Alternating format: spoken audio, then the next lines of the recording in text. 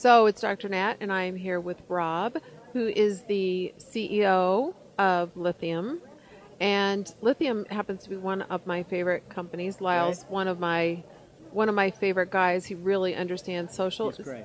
Isn't he great? He is great. He's one of the reasons I came. And the whole background of Lithium, this idea that online gamers could come up with this concept for enterprise communities and really drive that to the kind of outcomes, it's really fascinating. I don't think you find any other companies out there that have done anything like that from that kind of a background. So it's been a fascinating place.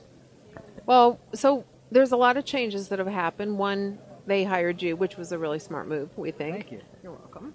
And so tell me a little bit about where Lithium is headed now. Sure. So we are the largest online customer community platform now in the world. We actually have 400 of the Fortune 1000 brands that are building support communities and marketing communities on our platform. Our focus now is really creating the hub for customer engagement.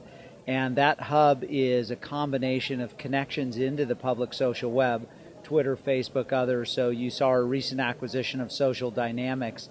The idea there was a lot of companies, as you know, are starting off thinking about social as a way to respond to complaints or comments on Facebook or Twitter. So how do we tie that kind of activity into what's happening on your own domain?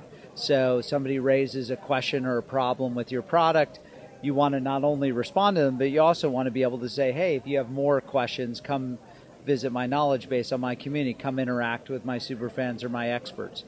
So we've been thinking at Lithium about how to build this engagement platform that crosses the public social web, your own domain, where you can track and brand and experience the way you like it, and into the fabric, which you know a lot about, and the metrics of running your organization and delivering ROI from these platforms.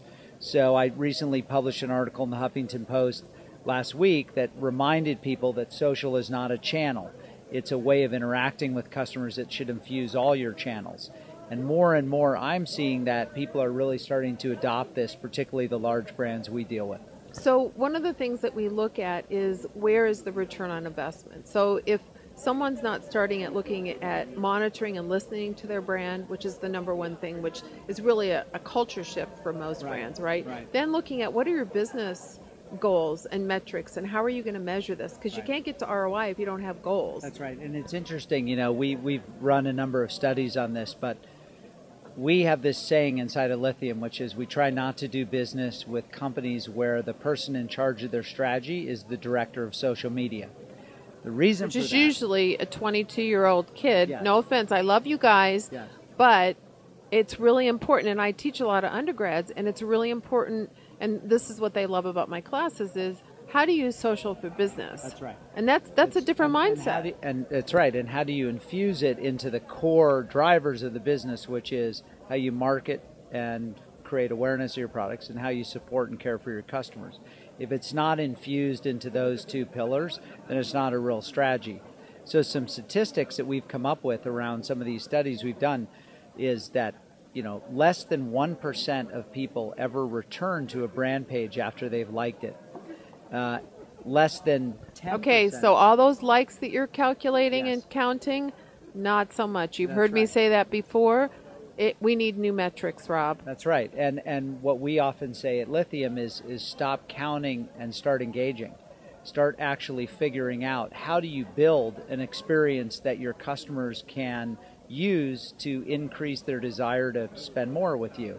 Not how many likes do you have and how many followers you have. So the reason we don't sell the companies to the director of social media is they're typically paid on the number of Twitter followers, the number of likes, not on business outcomes. And we can't really blame people in a way because the systems got set up. I think oftentimes, you know, and I love Mark Pincus and Mark Zuckerberg, and, you know, they created things that I could not have created.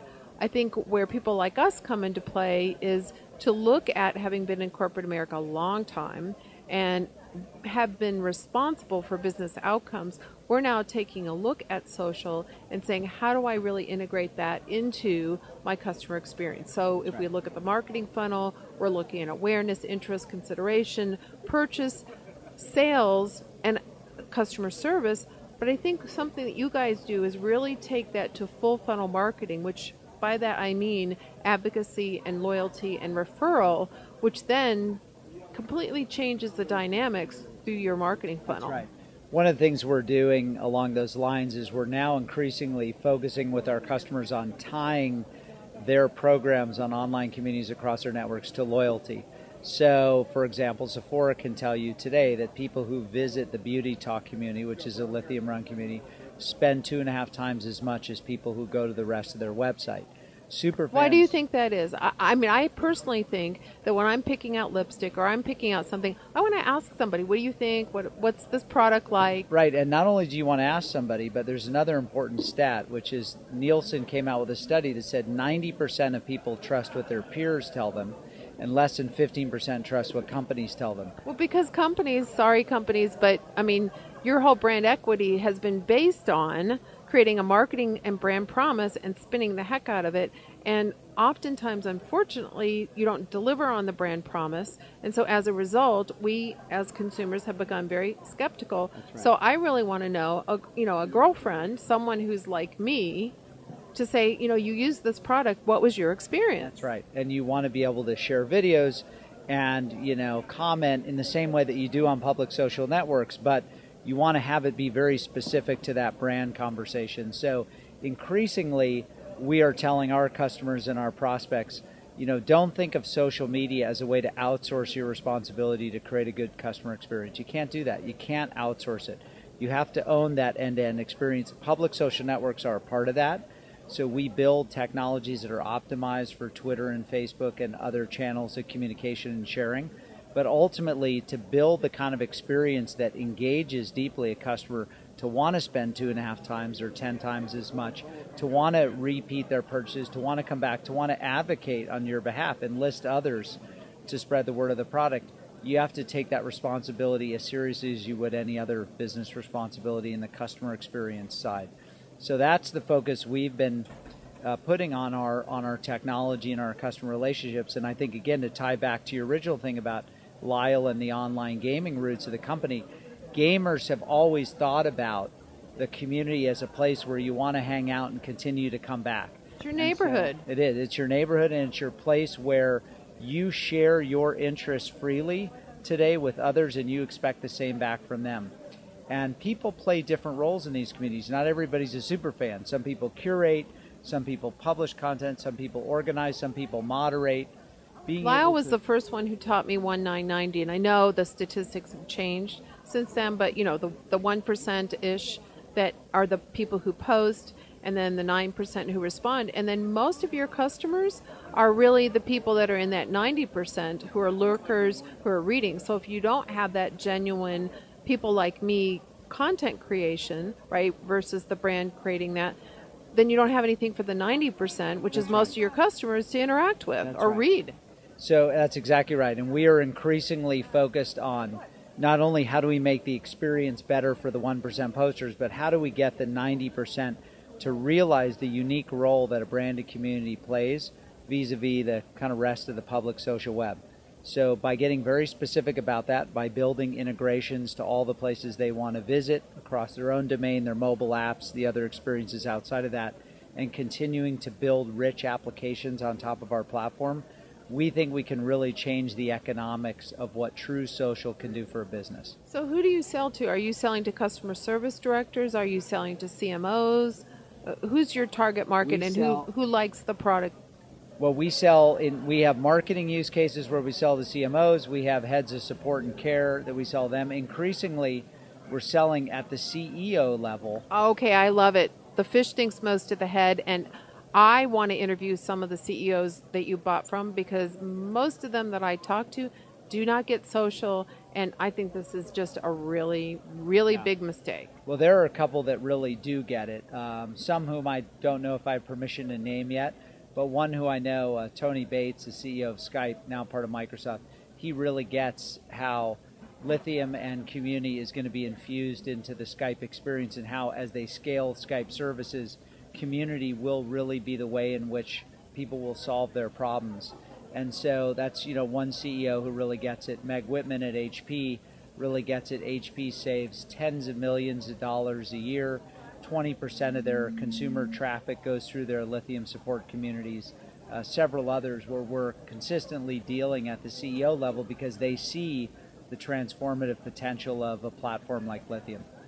So do you see changes in customer service, product innovation, marketing, sales, pretty much every functional, even back office maybe? Everywhere. We tend to get the best ROI where a company has a lot of touch points, a lot of interactions with their customers. If their communications or interactions are infrequent, large, like home purchases or, large real estate, that's been less of an immediate benefit, although we continue to work with some of those companies. But where there's a lot of conversation around a brand, it doesn't have to be a lot of purchases. In the automotive industry, we have customers who, people want to talk about all aspects of owning an automobile, but they're only going to purchase one every 4 or 5 years. So that's another example of an industry where the velocity of the conversations is very different than the velocity of the purchases, but aftermarket care is a big part of the value prop for them. I think in a lot of industries where there are distributor or dealer relationships, what corporate does versus what the dealer does is really challenged by social, because in a social environment where you're interacting on communities or across networks, you don't distinguish between a dealer. Well, the customer doesn't, right? But the way that the company's organized is completely different P&L, different leadership. And so, but I mean, come on, let's start being customer centric.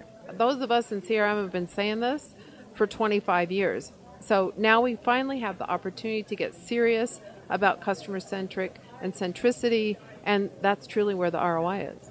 I like that. All right. Well, thank you, Rob, very much. Thanks a lot. Thank you very much.